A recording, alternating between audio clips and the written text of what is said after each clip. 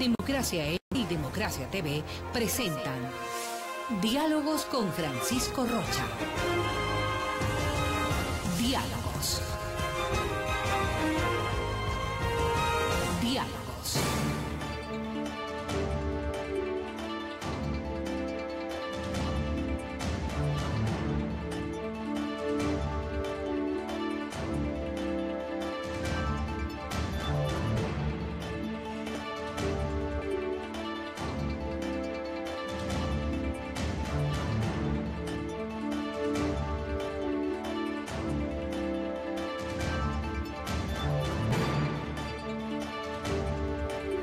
Buenas tardes, amigos. Estamos iniciando hoy el programa Diálogos. Está con nosotros, como les habíamos informado, el doctor Joel Escudero Solís, con un tema. Su tesis doctoral está basada en la crisis bancaria, y entonces queremos un poco analizar las condiciones de su investigación, pero además cómo, al parecer, es recurrente los condicionamientos de esta crisis económica que ahora se vuelve a presentar. Él nos comentaba antes de iniciar el programa desde el punto de vista estatal, ya no desde el punto de vista de la banca, pero que puede tener los mismos o peores resultados. Bienvenido, gracias, doctor Escudero, por acompañarnos. Primero, ¿cuál es la base de la investigación? ¿Cuál fue su planteamiento? Que es interesante, no viene por el tema del estudio financiero, digamos, sino de la aplicación del derecho en esto, ¿no? Bienvenido, buenas tardes. Muchas gracias, Francisco, muy buenas tardes. Efectivamente, el planteamiento tiene como objeto estudiar las crisis bancarias y principalmente el comportamiento del Estado en relación a los derechos civiles y políticos y económicos, sociales y culturales afectados en procesos de crisis por decisiones estatales que podrían calificarse posteriormente como malas decisiones estatales. Entonces, ¿cuál es el rol de los derechos? Limita los derechos humanos, los derechos fundamentales al comportamiento del Estado en épocas de crisis, y cuáles son las dificultades para tomar decisiones en estos aspectos. Es el planteamiento general de la investigación. Sí. ¿Esto les llevó a usted para plantearse por qué resultamos en crisis? ¿Un excesivo liberalismo en temas de ausencia del Estado o en definitiva una corrupción financiera? Sí. Primero partimos de unos criterios conceptuales como cuál es el modelo de Estado previsto en la Constitución en relación con los aspectos de redistribución de la riqueza, que son denominados como Constitución económica. Luego vemos los procesos que pasa más bien por los principios que tiene la Constitución. Exacto, el acuerdo estatal al cual habían llegado el pueblo y las estructuras estatales para definir un modelo. Una vez que nosotros tenemos el modelo, tenemos algunas variables. Tenemos modelos liberales, tenemos modelos sociales de mercado y tenemos modelos sociales, y en los extremos estarían estos modelos socialistas o los modelos extremadamente conservadores. Entonces, ¿por qué es necesario partir de un presupuesto conceptual a partir de ahí? Para saber qué libertad tiene el sistema financiero por un lado y el Estado para reaccionar a problemas de tipo financiero. Entonces, nosotros podemos ver ahí que, por ejemplo, los modelos liberales, que pueden alinearse incluso a constituciones flexibles, tienen un campo de acción, digamos, para atender la crisis súper amplio. No tienen casi límites, los únicos límites que aparecen son los derechos. Entonces, uno cómo puede evaluar la crisis a partir de derechos. Pero en los modelos, como en el caso de la Constitución del 99 o la Constitución del 79, nosotros vemos que son modelos represivos, modelos sociales, que tienen una relación entre mercado y redistribución.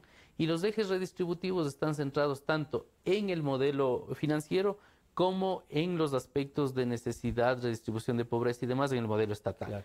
¿Usted diría que en estos modelos que usted plantea, más bien dicho, las constituciones, claro, y que usted descubre y describe, digamos? Exacto, así, como criterios de evaluación posteriormente. ¿Hay ahí alguna intencionalidad política? Digamos, usted nos ha hablado de un liberalismo, pero ¿hay así esto del neoliberalismo puro en alguna de estas constituciones? Sí hay una intencionalidad política que es evidente, que más bien en la investigación vienen a reflejarse con las decisiones políticas de la legislación, digamos, posteriormente. que tienden en ciertos momentos, digamos, de cuando el proceso económico represivo va teniendo problemas, entonces necesita oxigenarse. Y la legislación, a través de la Ley de Urgencia Económica, usualmente utiliza este mecanismo para tratar de generar ciertos presupuestos que liberen al proceso económico y así oxigenar la economía para seguir manteniendo el Estado. Es un modelo ideológico y político en ese sentido. Pero también vale señalar que los excesos, tanto de un modelo represivo en exceso o de un modelo liberal que tiende a generar una excesiva discreción en los sistemas financieros y no control de las actividades, o como en el caso ecuatoriano, que incluso se estableció como un proceso, el crédito vinculado dentro de la propia ley, un aspecto que estaba totalmente prohibido en la legislación internacional, vinculado a la familia, vinculado a la empresa. O sea, este tipo de cuestiones, luego que pasaron a ser prohibidas en el mismo proceso, ya casi en el año 98, nosotros vemos que son problemas de una configuración distinta de lo que establece la Constitución, a lo que necesita el modelo y a lo que la política hace con el tema económico. Entonces ahí nosotros tenemos una primera análisis de evaluación con el proceso constitucional, lo que llamamos constitución económica, que son los presupuestos de asignación económica, tanto de los particulares como de la estructura estatal. Por ejemplo, usted parte del concepto de propiedad. A mayor restricción de la propiedad, entonces más se entiende que debe haber presupuestos sociales de redistribución. Y lo mismo, a mayor planificación, mayor control de las estructuras institucionales. Entonces, ahí esos son los indicadores conceptuales y materiales que uno dice, entonces se configura como social de mercado o como social liberal, y posteriormente va a ver cómo están los presupuestos de la Constitución en cuanto a la reforma y a la creación de estados de emergencia y leyes de urgencia económica, que son los presupuestos principales que se utilizan en las crisis para reaccionar a los problemas. Para reaccionar en algunos casos tardíamente, parecería. Claro, el problema es que cuando se reacciona de forma tardía, no es porque el proceso no lo prevé, no es porque los institutos que hacen los análisis económicos, tanto el Ministerio de Finanzas, el Banco Central, los órganos de control, las superintendencias, no tienen los indicadores, sino que de pronto van extendiendo el proceso. Y cada vez que van extendiendo... No actúan como deberían. La pertenencia es muy importante aquí, porque cuando no actúan cuando deberían, entonces tienen que necesariamente... Claro. Amalgamar algo ahí. Eso va a tener un impacto necesario en la Constitución. Y va a ser la Constitución la que tenga, la que menos influya en el proceso de ordenación económica, y se va a hacer bien la Constitución dice una cosa, pero la normativa supletoria va a decir otra. Exacto. Y le va a permitir actuar a algo que no se podía hacer. Exacto. Entonces, lo peor que puede ocurrir es que los órganos de control de la Constitución, como la Corte Constitucional o los propios jueces en materia de derechos, decidan, por ejemplo, asumir el discurso de la crisis, institucionalizarlo y negar la dignidad humana de forma generalizada. Sino enfrentar la crisis.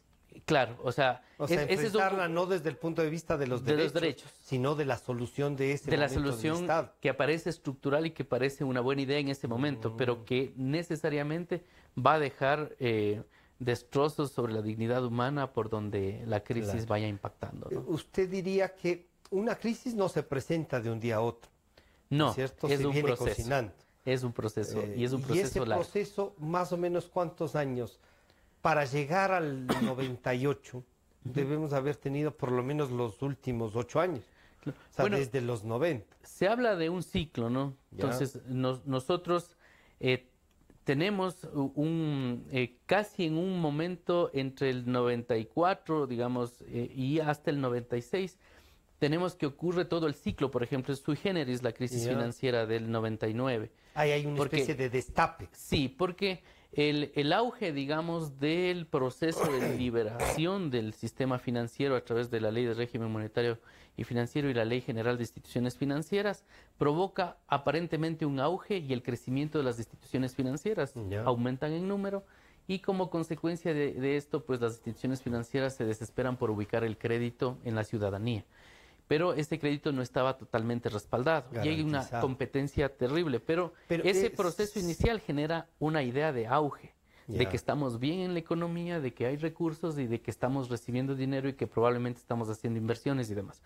Pero luego, cuando ya explota esa sensación, entonces aparecen las necesidades. Y claro, nosotros vemos ahí ya en el año 95 el Banco Agrícola de Comercio, el Banco de Progreso, el Banco de Préstamos, le empiezan a solicitar asistencia al Banco Central por montos de miles de millones de dólares, entre 100.000 y 300.000 millones de sucres. El Filambanco, con asistencia de créditos de 2 a 3 días, que eran créditos de liquidez que estaban totalmente prohibidos en la legislación. Y entonces, que tenían un alto interés, además. Con intereses sobre el 80 al 120%, y eso se replica después en la ciudadanía, porque trasladan esos créditos que no tenían un límite, y entonces usted ve que del 94, que vamos nosotros hacia el auge del sistema financiero y toda la liberación que genera esta necesidad de ubicar los dineros en cualquier parte. Se aprovechan los banqueros de esta necesidad de ubicar el dinero y comienzan a ubicarse ellos mismos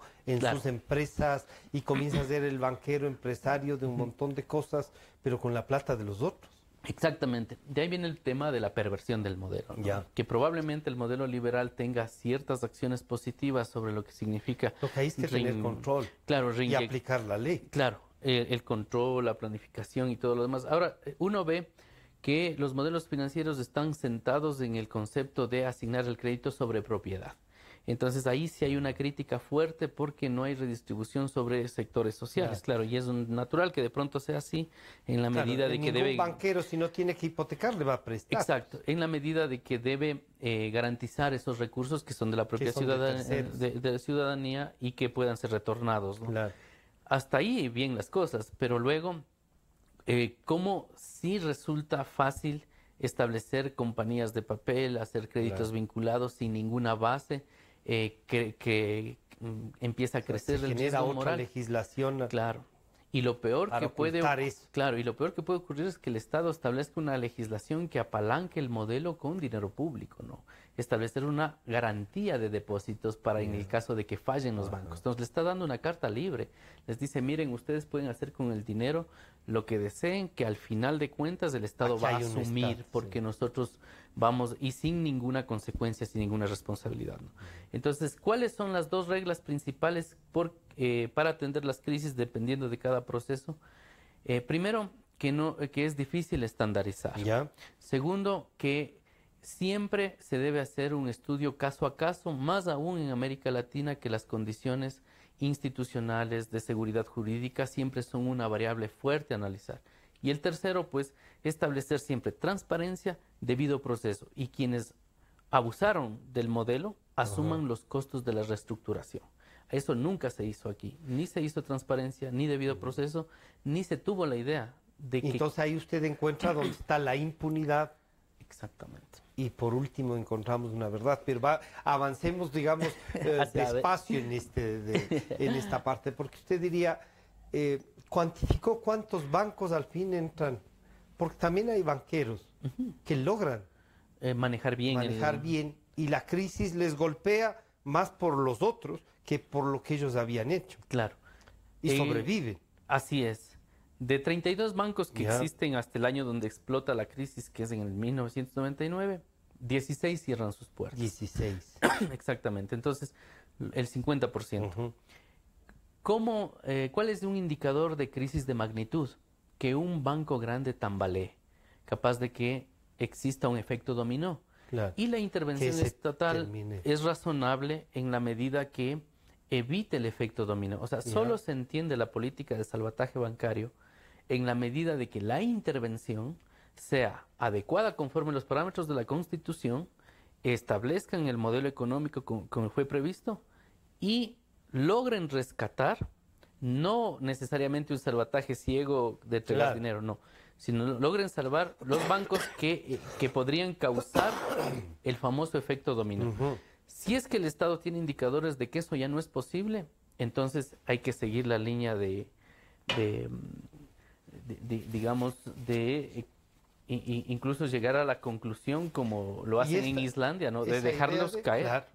Esa idea de si tiene que quebrar un banco que la plantearon, recuerdo alguna, que quiebre. Claro, aquí también existen como algunas variables, ¿no? La primera es que si los bancos necesitan ser rescatados, sean rescatados por sus pares internacionales. Esa es una teoría, digamos, que dice, bueno, principalmente la relación que tienen los bancos son con bancos más grandes a nivel global. El segundo presupuesto es establecer la posibilidad de una intervención a través de una política de salvataje bancario con transparencia y que los costos de la responsabilidad sean efectivos, pero jamás tocar ni la propiedad ni confiscar sobre temas de la ciudadanía y menos aún hacer un rescate mayor al 3% del PIB conforme lo establecen ya los criterios universales. Pero esas tres cosas no se cumplieron. En Ecuador no. No. ¿Alguna otra crisis que se haya cumplido eso en algún país que usted tenga noticia? Pero si no sería una salida de la crisis súper organizada. Claro. Bueno, crisis es igual a caos, ¿no? Claro. Pero lo que no puede el Estado es un rápido pero mal, digamos. Es una cuestión bastante compleja. Yo suelo decir, por ejemplo, en el caso actual, que a mí me parece que este gobierno de la continuidad es un gran relajo bien organizado, o sea, un caos que se organiza para justamente que hayan beneficiarios de eso. Claro. ¿Se puede decir de eso en el sistema financiero? Y en concupiscencia con el Estado. Exactamente, porque el Estado viene a legitimar las acciones arbitrarias, que son decisiones tomadas por el sistema financiero, después tomadas por la Junta Bancaria sin marco constitucional ni legal. Y luego lo acomodan en la ley de AGD, lo acomodan en la Constitución del 99. Entonces el Estado también trata de hacer una especie de olvido, ¿no?, de todos los desastres, porque mañana vamos a estar mejor. Entonces ahí viene el concepto crisis de oportunidad o crisis desastre, digamos, que siempre estamos en esta ambigüedad. Que usted estudia, llegamos a un momento dado que se plantea la dolarización como una salida a estos los recursos que tenemos y a esto nos sometemos. Exactamente. O sea, usted tenía antes más, qué pena, pero ahora va a tener esto. Y esto es lo que le garantizamos. Ese sí es el caso exclusivo del Ecuador, porque en el caso de la convertibilidad de los pesos de Argentina, digamos, en otras experiencias como en Uruguay, digamos que la década de los 90, a partir del efecto tequila, es una serie de crisis por toda América Latina. Y ahí principalmente los jueces de garantías de derechos permitieron la indexación a los valores de la convertibilidad. Ningún ciudadano podía perder un centavo por un proceso de salvataje de la crisis. Mire, es tan importante lo que usted menciona, Francisco, que incluso yo he escuchado voces de que hay que celebrar la dolarización. Y yo creo que hay que hacer memoria de los costos que están pendientes en la ciudadanía por incluso reconocerlos. O sea, no es posible que 15,000 sucres por cada dólar que le quitan a la ciudadanía para asentar el desastre económico y así hacer un dólar 25,000 sucres, ahora merezca una especie de celebración y un olvido.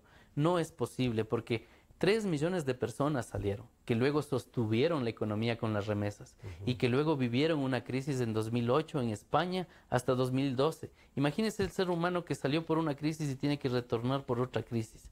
Y sobre esto, hacer no volver hacia el pasado, sino celebremos que la dolarización nos salvó y decir, bueno, nos salvó, pero ¿bajo qué costo? Y ahí asumamos los derechos de las personas, ¿no? Pero ahí viene otra pregunta, le diría yo. La dolarización termina por redistribuir la crisis. Redistribuye la crisis, pero tampoco resuelve el real problema. Reintegro, ¿no? El reintegro el reintegro. Le pongo o la indexación. Le pongo mi ejemplo, por decirle algo. O sea, yo tenía 100 millones de sucres. Me faltaban 8 millones de sucres para comprar un departamento. Que para esa época habría sido unos $40,000. Alrededor de... Unos $40,000 más o menos. Me cae la crisis, ¿no es cierto? Y termino teniendo $4,000. Exactamente. y encima de eso no me devuelven los $4.000, sino que me devuelven primero 1.900 y algo y después al año me devuelven los otros 2.000. No me alcanzaba ni para un carro, peor para un departamento. Claro. Entonces precarizaron lo que yo había ahorrado en 20 años. Exacto.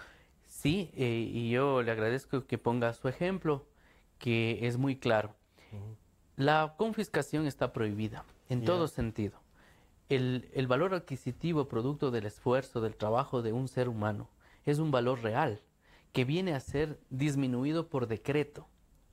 Y el ordenar la pobreza por ley y por decreto es una violación grave, sistemática y masiva de los derechos humanos cuando el efecto es a toda la ciudadanía.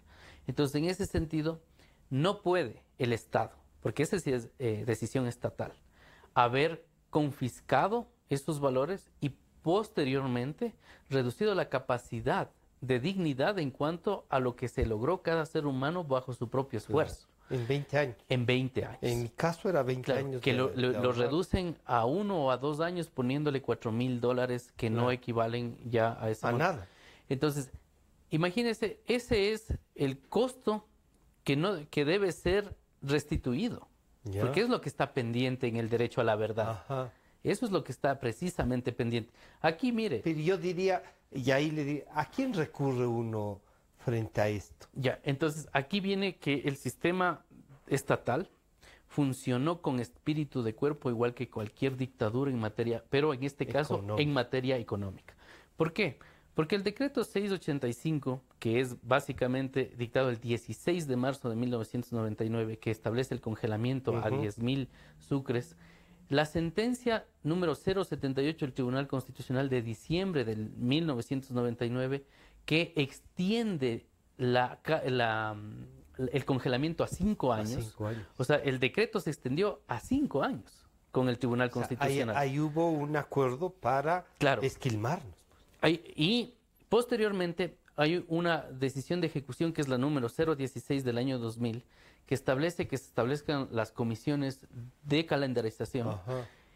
Ordena en estos 3 documentos y más la decisión que no exista la posibilidad de reclamo judicial ni sobre la indexación ni la recuperación de valores en materia de la crisis. Y todos los jueces que empiezan a recibir las peticiones de habeas data o de amparo constitucional de aquella época empiezan a negar sistemáticamente los derechos de las personas sobre lo que honestamente lo consiguieron.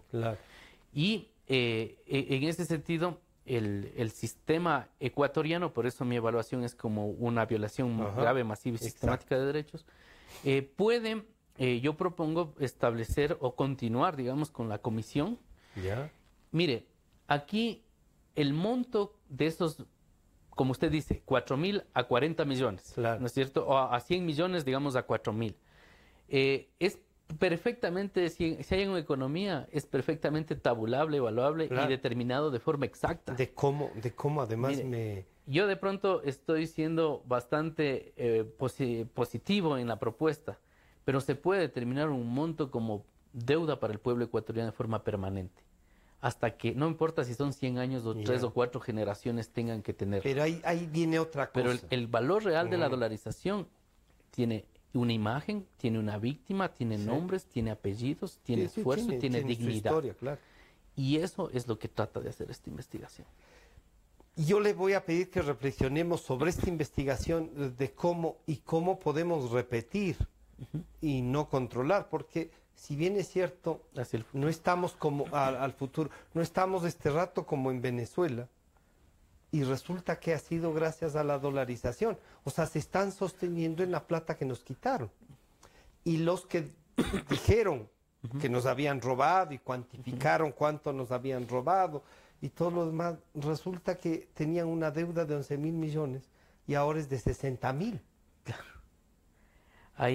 Uno dice, nos ofrecieron un cambio y no impunidad, lo que usted topa. Y quiero recordar lo que había 1.170 millones de dólares en bonos, que vino un Congreso de la Revolución Ciudadana y los eliminó, que era parte de lo que se pudo haber recuperado como ciudadanos. La resolución de la crisis, ¿usted encuentra alguna puerta o simplemente nos la cerraron y se acabó la crisis? Ya. En la solución de la crisis, lo que yo encuentro es un proceso letargado de comprender el Estado como el beneficiario de todo el desastre. Ya. Y eso es un gran error, porque no es el Estado, sino que existieron seres humanos que asumieron los costos de la crisis, ¿no? Entonces, en primer lugar, este es un gran error. El segundo gran error es utilizar el proceso de salida de la crisis como un proceso de enriquecimiento del gobierno de turno. Ajá. Eso es totalmente incomprensible en cuanto se utilizan las propiedades, medios de comunicación, recursos que estaban pendientes ahí de la banca para asumirlos desde el punto de vista del gobierno, ¿no? Entonces, ¿qué es lo que provocó, digamos? La crisis provocó un Estado fuerte, un mercado débil y mantuvo un pueblo pobre. Claro. Cuando la salida debía tener como eje principal a todos aquellos damnificados que asumieron costos reales. Respaldando a los que claro. a los que les robaron. Claro, y en eso yo no veo una luz siquiera, más bien veo que se va profundizando porque se sigue utilizando, digamos, yo que sé, a inmobiliar, antes claro. al fideicomiso AGD, no más impunidad, y antes a la propia AGD. Y eso quiero... Para reconducir todo al Ejecutivo. Yeah. Y el Ejecutivo asume, digamos, este beneficio como si se tratara de un pozo petrolero o algo así, digamos, y trata de meterlo al presupuesto general del Estado para hacer una redistribución general. ¿Y qué pasa con las familias que perdieron sus montos? Con el esfuerzo que hicimos. Exacto, con la indexación real, ¿no? Con la indexación ahí hay real. dos cosas que yo sí creo que vale. La seguridad social, por un lado, que forma parte del sector público no financiero, pero que forma parte del sector público. Usted dice, también, algunos les habíamos prestado, y digo les habíamos como país, ¿no es cierto? 20, 25 mil dólares para las casas, pero en sucres y calculados en sucres. Y terminan pagando 50, 75, $1.50 mensuales. Claro, ellos y cambio... su deuda, que era de 25 mil dólares, termina siendo de $1.000. Así es. Ahí es a la inversa. Claro. Entonces, esa indexación apurada, esa forma de resolver la crisis de forma violenta, que trata de homogeneizar al acreedor, al deudor en una sola línea, es desproporcional, ¿no? Entonces, nosotros utilizamos el concepto de proporcionalidad sobre los mecanismos de solución. Entonces, toda decisión desproporcional puede ser arbitraria. Entonces, aún en este caso el beneficio excesivo, porque si hay una persona que se beneficia en 25,000 veces que no paga, digamos, paga una sola vez, 24,000 veces de beneficio, esa por la licuadora va a haber otro sujeto que va a estar perdiendo las 24,000 veces. Claro. Entonces, eso no presupone, o sea, yo, por ejemplo, ahí critico la idea de que, ¿por qué para la calendarización sí establecieron un proceso de 5 años? Pero indexaron en un solo día. O sea, juntaron todo al mismo valor. No se hacía eso, no soportaba el país. La decisión podía haber sido inmediata, pero el proceso, como han hecho en otros países, de reconocer el valor real, como le digo, esto es esfuerzo, trabajo, dignidad, podía tomarse un tiempo para evitarnos crearnos, al menos de momento, unos 8.070 millones de dólares que estamos esperando, que es la deuda real de la crisis en favor del pueblo, que es lo que ha determinado la comisión, que aún no se ha oficializado el informe, pero eso es lo que hay, que se concrete también, así como hay una deuda para el IES, hay una deuda para el sistema internacional, acá también hay ese proceso, ¿no? Hay dos cosas. El Banco Central terminó por recuperar, o sea, había prestado más o menos, creo que 2.700 millones de dólares en créditos de liquidez a los bancos. Sí. Esos cobró el banco. Están ahí los edificios, están ahí algunas haciendas que se lograron, o estaban por lo menos. El Banco Central terminó cobrando el 98% de eso que era garantía para estos créditos de liquidez. No se han vendido. Sí. De usted, por ejemplo, lo más emblemático, el edificio del Banco del Progreso en Guayaquil. Claro. El señor presidente Correa dijo, ahora esto es de los ecuatorianos y hizo un ministerio. Así es. No, eso no era de todos los ecuatorianos, claro. Es de los que nos robaron la plata. Claro. Ahí, claro, justo muy bueno el punto para hacer una precisión.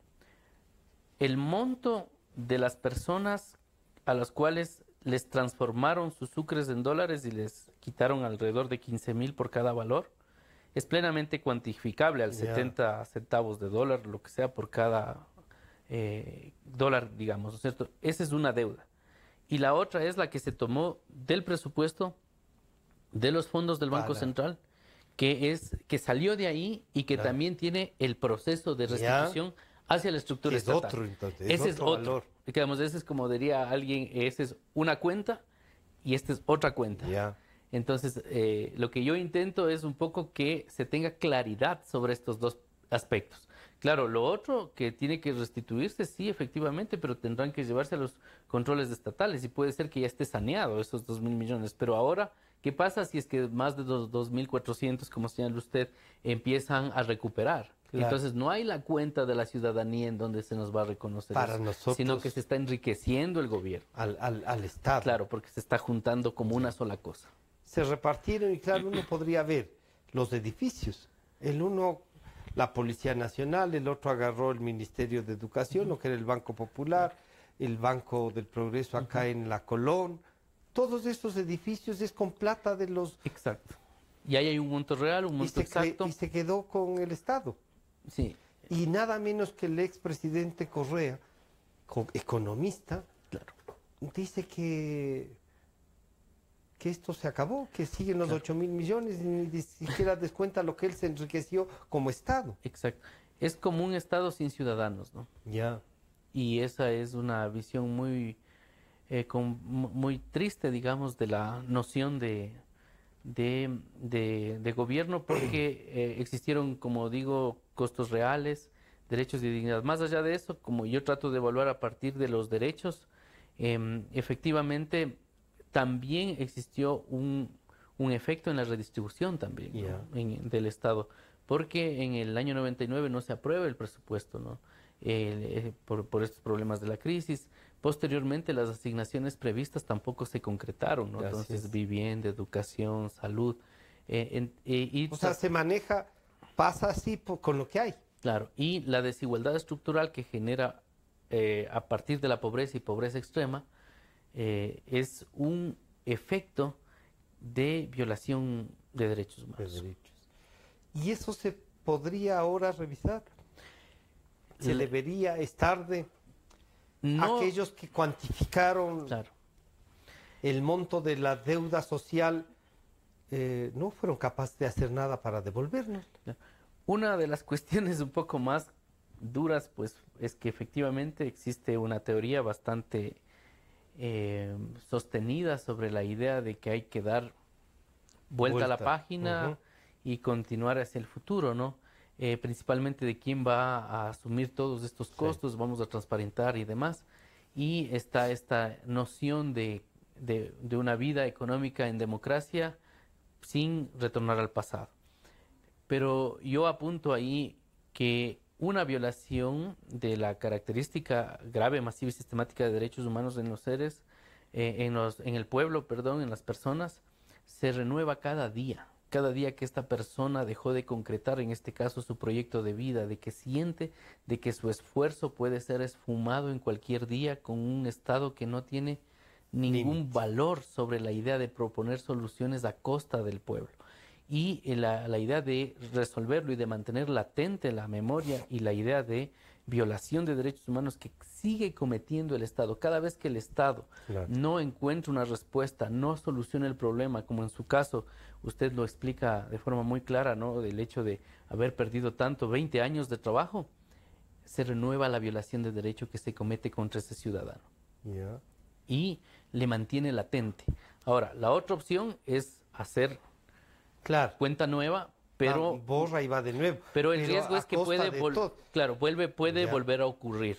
Como el pueblo ya toleró este tipo de Claro, situaciones, no fueron hay más problema. graves, partimos del mal más grande, que asumieron 15.000 por cada. Ajá. Entonces, mañana si nos toca una crisis, probablemente ponemos otra solución de ese estilo, de sentido generalizado, y decimos que pues me estalló la crisis en las manos, como decía el presidente, Claro. el expresidente Yamil Mahuad. Pero yo me opuse no solo a que sea presidente, me opuse a que sea candidato el doctor Mahuad. Pero debo reconocer a estas alturas ya el valor de enfrentar una crisis Sí, y que le cueste el cargo, ¿no? claro. Y que comienza yo diría, comienza a reflotar nada menos que su vicepresidente, el doctor Noboa, comienza a cosechar aquello que a Mahuad le cuesta el cargo. Claro, y luego van Claro. extendiendo Ya después, el proceso, ¿no? El proceso se extiende, la dolarización se consolida hasta que llega esta nueva propuesta de gobierno. Claro.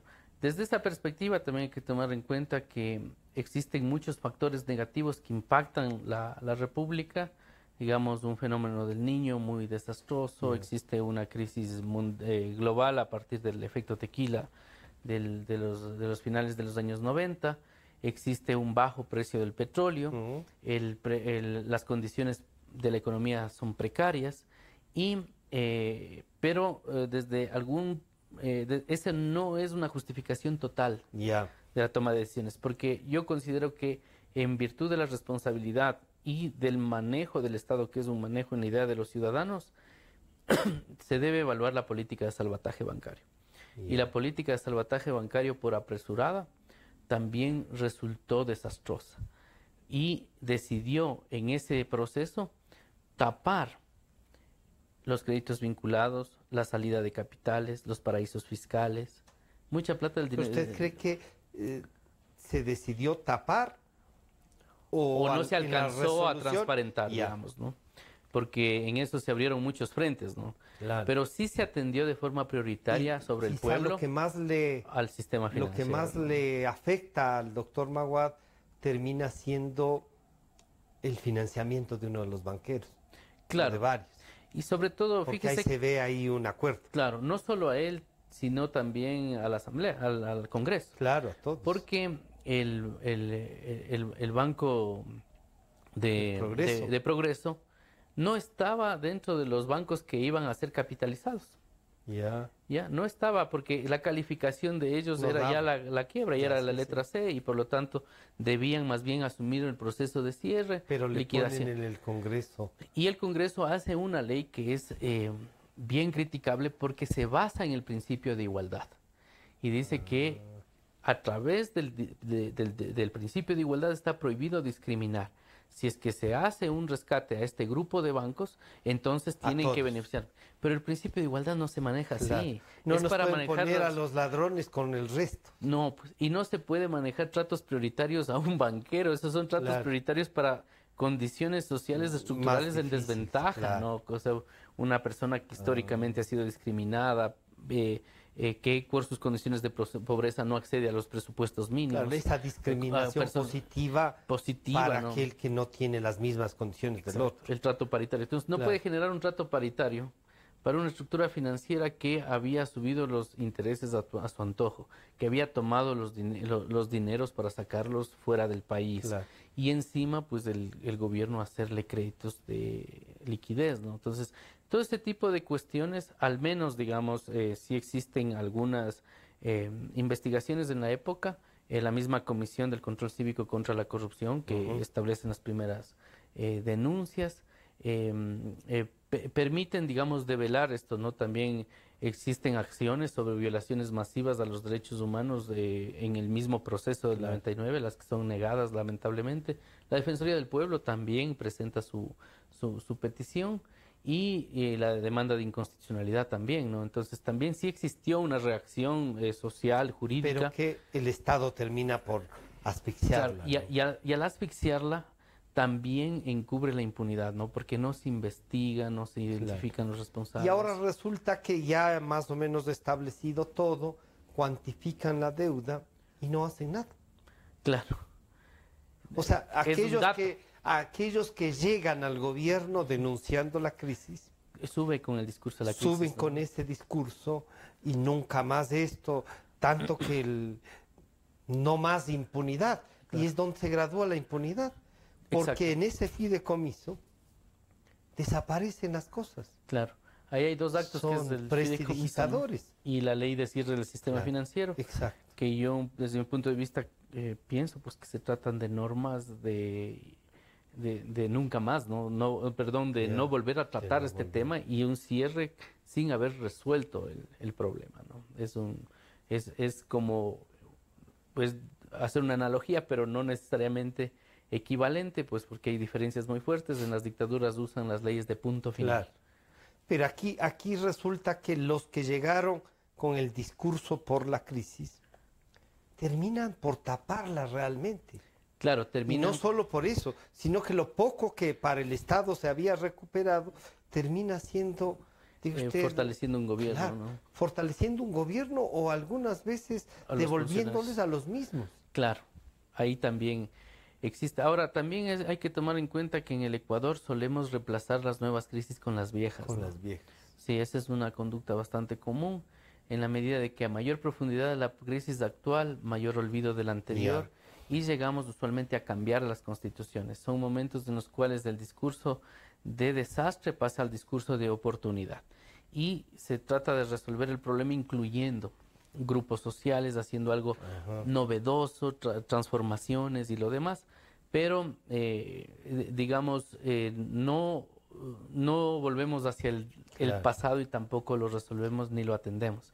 Joel, pero ahora resulta que en virtud de esto que usted nos está y que describe en el libro, comienza una nueva etapa, digamos, como usted ha dicho, perdón y olvido, o punto final, lo que quieran llamarle. Pero tenemos como 300 cooperativas de ahorro y crédito que se han cerrado en estos años y tampoco pasa nada. Así es, digamos que esto como está encargado a los órganos de control que establecen o prevén la posibilidad de que las instituciones financieras que no logran tener los mínimos pues vayan cerrándose, probablemente resulte un antídoto antes de que el problema crezca. Exploten todo. Pero ahí también hay que ser muy conscientes de cómo se maneja la responsabilidad de esa administración. Como dice usted, no pasa nada, hay que ver que efectivamente pase la responsabilidad administrativa, la responsabilidad civil o penal de quienes manejaron mal los dineros del público, y que el público no tenga la sensación de que en algún momento se va a cerrar la institución, se van a llevar mi dinero y que probablemente no tenga yo todo mi esfuerzo, dónde recurrir y de dónde obtenerlo. Pero ahí salen leyes como esta de el tema de garantía de depósitos, ¿no es cierto? Exacto. Se crea una institucionalidad para garantizar eso y resulta que le garantiza al banquero y no al ciudadano. Le garantiza al banquero, no al ciudadano, pero además le presta al Banco Central para que éste a su vez le presta al Estado. Así es. Las instituciones como el AGD son muy comunes en procesos de crisis, pero tienen por finalidad garantizar los depósitos de la ciudadanía. La distorsión aquí es que se crea una institución para el salvataje del sistema financiero, es decir, para los malos manejos o malos comportamientos de los propios banqueros. Entonces, es importante que ahí exista una precisión, ¿no? De que las normas no deben ser utilizadas como para, como para afectar el principio de equidad. Porque todo esto rompe el principio de equidad constitucional en la perspectiva de redistribución de la construcción de un Estado social o de un Estado de mercado social, pero el hecho de que los fondos terminen en las instituciones financieras y no les llegue al pueblo, incluso el agua, los servicios básicos de la ciudadanía, implica también una violación de derechos y también una afectación a lo que significa la Constitución económica, que es históricamente un comportamiento muy común alrededor de los estados liberales. Y lo peor, que luego se naturaliza en la ciudadanía y se cree que la autoprotección del sistema financiero y político de un país a través del mal manejo del sistema financiero y leyes que los cubren es una cuestión que así se han de salir de las crisis. Y eso es lo que la ciudadanía tiene que cambiar la perspectiva. O sea, no se resuelven así las crisis. Hay que construir ciudadanía entonces. Exacto. Y gente que sepa reflexionar y que no se deje engañar. Exacto. Pero necesitamos una institucionalidad a la que podamos recurrir. Claro. ¿Usted cree que, por ejemplo, yo voy a la Corte Constitucional ahora a pedir algo?